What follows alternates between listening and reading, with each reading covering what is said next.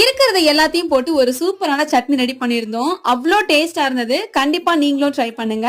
இதுக்கு ஒரு சின்ன பாத்திரத்துல நல்லெண்ணெய் 1 1/2 டீஸ்பூன் அளவுக்கு உளுந்து இது நல்லா ரோஸ்ட் பண்ணி தனியா எடுத்து வச்சுக்கலாம்.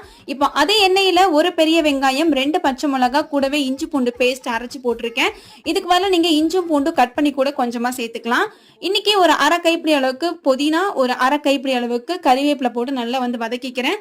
இதுக்கு ஒரு 2 டீஸ்பூன் அளவுக்கு நான் தேங்காவை துருவி வச்சிருந்தேன். அதையுமே இதுல ஆட் பண்ணி நல்லா ஒரு 2 to 3 மினிட்ஸ் நல்லா ரோஸ்ட் பண்ணிட்டு இப்போ இது நல்லா ஆறுனதுக்கு அப்புறமா இதை ஒரு சின்ன மிக்ஸி ஜார்ல ஆட் பண்ணிட்டு நம்ம ரோஸ்ட் பண்ணியிருந்த இந்த உளுந்துமே இதுல ஆட் பண்ணி அதுக்கு தேவையான அளவுக்கு கொஞ்சமா உப்பு சேர்த்து லைட்டா தண்ணி ஊத்தி இந்த மாதிரி நல்லா அரைச்சுக்கோங்க.